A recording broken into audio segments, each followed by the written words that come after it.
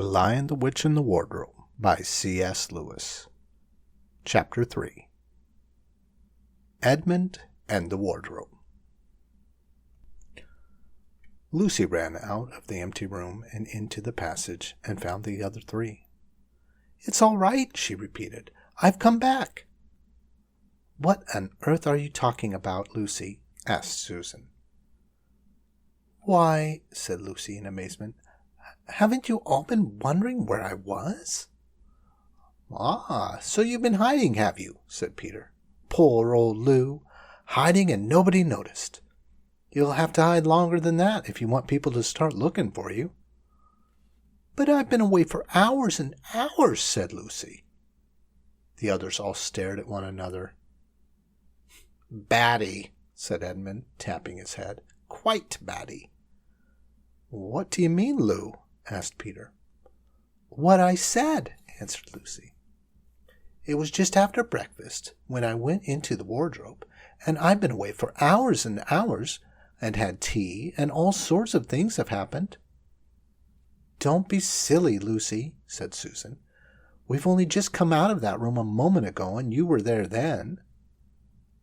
"She's not being silly at all," said Peter.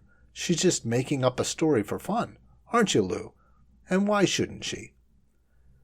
"No, Peter, I'm not," she said. It's a magic wardrobe. There's a wood inside it, and it's snowing, and there's a faun and a witch, and it's called Narnia. Come and see." The others did not know what to think, but Lucy was so excited that they all went back with her into the room. She rushed ahead of them, flung open the door of the wardrobe, and cried, "Now, go in and look for yourselves." "Why, you goose," said Susan, putting her head inside and pulling the fur coats apart. "It's just an ordinary wardrobe. Look, there's the back of it." Then everyone looked in and pulled the coats apart, and they all saw, Lucy herself saw, a perfectly ordinary wardrobe. There was no wood and no snow, only the back of the wardrobe with hooks on it. Peter went in and rapped his knuckles on it to make sure that it was solid. "A jolly good hoax, Lou," he said as he came out again. "You have really taken us in. I must admit, we half believed you." "But it wasn't a hoax at all," said Lucy. "Really and truly, it was all different a moment ago. Honestly, it was, I promise." "Come, Lou," said Peter. "That's going a bit far. You've had your joke. Hadn't you better drop it now?" Lucy grew very red in the face and tried to say something, though she hardly knew what she was trying to say, and then she burst into tears. For the next few days she was very miserable. She could have made it up with the others quite easily at any moment if she could have brought herself to say that the whole thing was only a story made up for fun. But Lucy was a very truthful girl, and she knew that she was really in the right, and she could not bring herself to say this. The others, who thought she was telling a lie, and a silly lie too, made her very unhappy. The two elder ones did this without meaning to do it, but Edmund could be quite spiteful. And on this occasion he was spiteful. He sneered and jeered at Lucy and kept on asking if she'd found any other countries in other cupboards all over the house. What made it worse was that these days ought to have been delightful. The weather was fine, and they were out of doors from morning to night, bathing, fishing, climbing trees, birds nesting, and lying in the heather. But Lucy could not properly enjoy any of it, and so things went on until the next wet day. That day, when it came to the afternoon and there was still no sign of a break in the weather, they decided to play hide-and-seek. Susan was it, and as soon as the others scattered to hide, Lucy went to the room where the wardrobe was. She did not mean to hide in the wardrobe, because she knew that would only set the others talking again about the whole wretched business. But she did want to have one more look inside it, for by this time she was beginning to wonder herself whether Narnia and the faun had not been a dream. The house was so large and complicated and full of hiding places that she thought she would have time to have one look into the wardrobe and then hide somewhere else. But as soon as she reached it, she heard steps in the passage outside, and then there was nothing for it but to jump into the wardrobe and hold the door closed behind her. She did not shut it properly because she knew it is very silly to shut oneself into a wardrobe, even if it is not a magic one. Now the steps she had heard were those of Edmund, and he came into the room just in time to see Lucy vanishing into the wardrobe. He at once decided to get into it himself, not because he thought it a particularly good place to hide, but because he wanted to go on teasing her about her imaginary country. He opened the door. There were the coats hanging up as usual, and a smell of mothballs, and darkness and silence, and no sign of Lucy. "Huh, she thinks I'm Susan come to catch her," said Edmund to himself, "and so she's keeping very quiet in the back." He jumped in and shut the door, forgetting what a very foolish thing this is to do. When he began feeling about for Lucy in the dark, he had expected to find her in a few seconds, and was very disappointed when he did not. He decided to open the door again and let in some light, but he could not find the door either.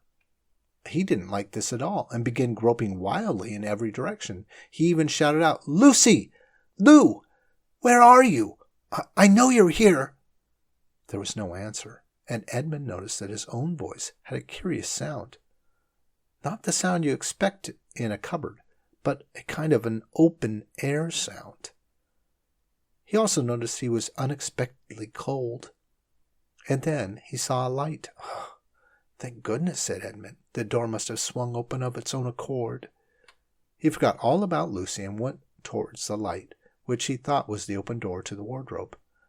But instead of finding himself stepping out into the spare room, he found himself stepping out from the shadow of some thick, dark fir trees and into an open place in the middle of a wood. There was crisp, dry snow under his feet, and more snow lying on the branches of the trees. Overhead there was a pale blue sky, the sort of sky one sees in a fine winter day in the morning. Straight ahead of him he saw between the tree trunks the sun, just rising, very red and clear.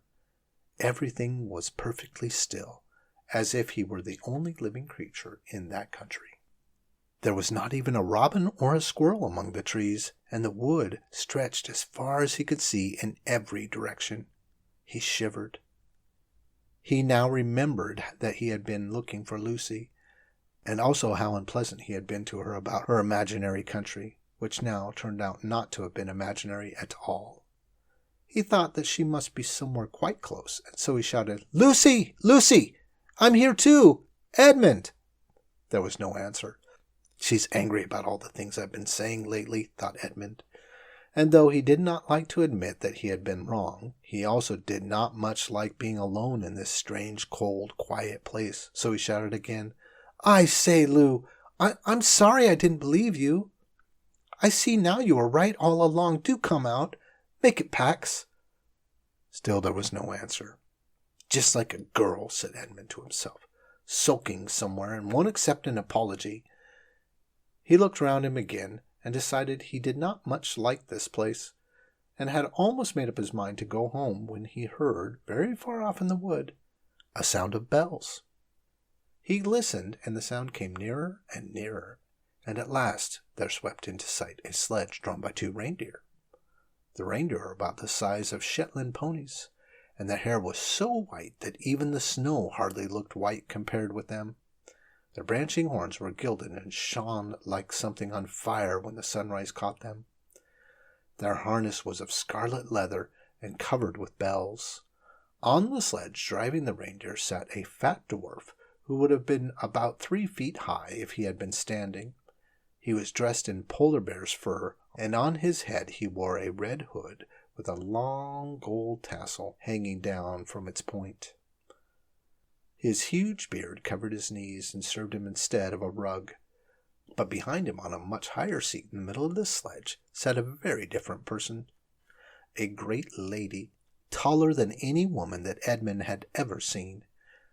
She was also covered in white fur up to her throat, and held a long straight golden wand in her right hand, and wore a golden crown on her head. Her face was white, not merely pale, but white like snow or paper or icing sugar, except for her very red mouth. It was a beautiful face in other respects, but proud and cold and stern. The sledge was a fine sight as it came sweeping towards Edmund, with the bells jingling and the dwarf cracking his whip and the snow flying up on each side of it.